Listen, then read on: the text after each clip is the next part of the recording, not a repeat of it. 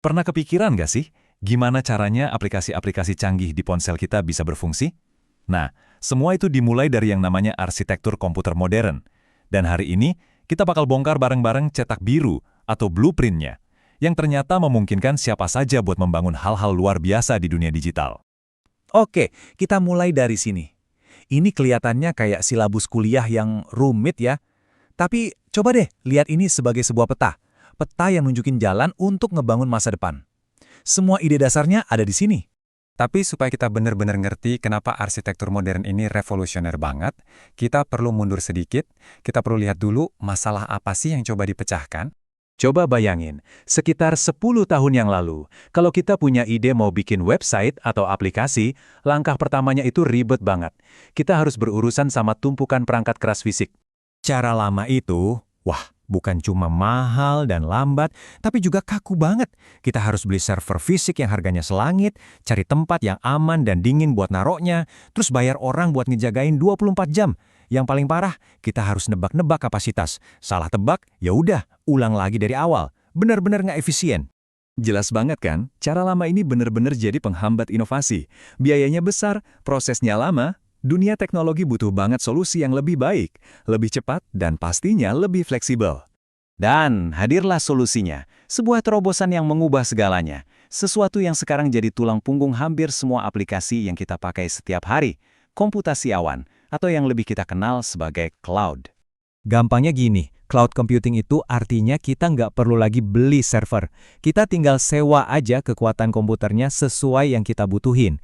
Jadi kita cuma bayar apa yang kita pakai. Pas kita lagi pakai aja. Simpel kan?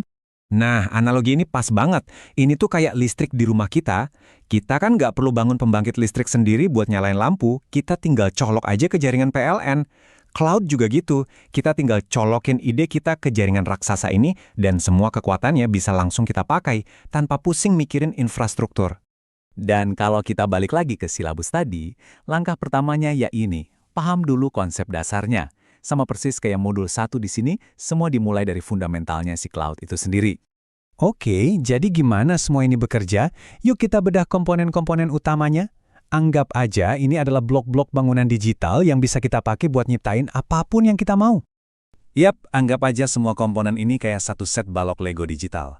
Kelihatannya sederhana, gampang dipelajari, tapi begitu kita gabungin, kita bisa bangun hal-hal yang luar biasa.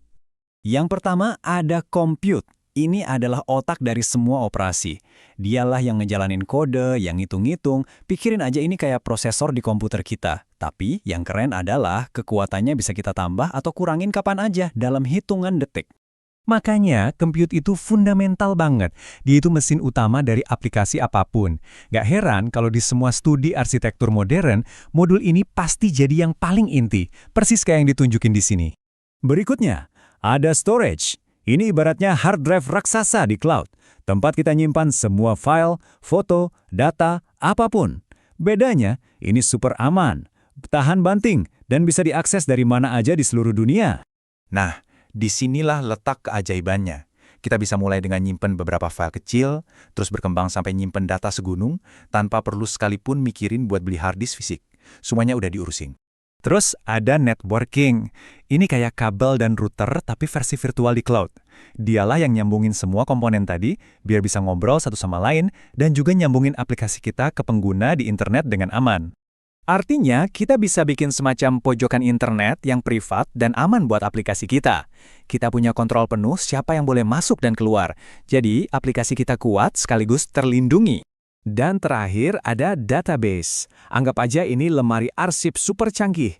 Ini adalah cara yang super terorganisir buat nyimpan informasi supaya aplikasi kita bisa nemuin dan ngambil data yang dibutuhin dalam sekejap mata. Oke, kita udah punya semua blok bangunannya nih. Compute, storage, networking, dan database. Sekarang, pertanyaan terbesarnya, emang kita bisa bikin apa sih dengan semua ini? Ini dia poinnya. Hal-hal kayak bikin layanan streaming sekelas Netflix, nganalisis data penelitian super besar, atau bahkan bikin game online untuk jutaan pemain, itu semua sekarang bukan lagi cuma buat perusahaan raksasa. Teknologi ini ada di tangan kita semua. Dan inilah inti dari revolusi ini. Arsitektur cloud modern itu mendemokratisasi kekuatan untuk berkreasi. Artinya, Sekarang arena bermainnya jadi lebih adil. Siapapun yang punya ide bagus, punya kesempatan yang sama untuk berinovasi. Jadi cetak birunya udah ada di depan mata kita. Dan ini bukan cuma buat para ahli teknologi loh. Siapapun yang punya ide sekarang bisa mulai membangun masa depan. Jadi pertanyaannya saya kembalikan ke Anda. Apa yang akan Anda bangun pertama kali?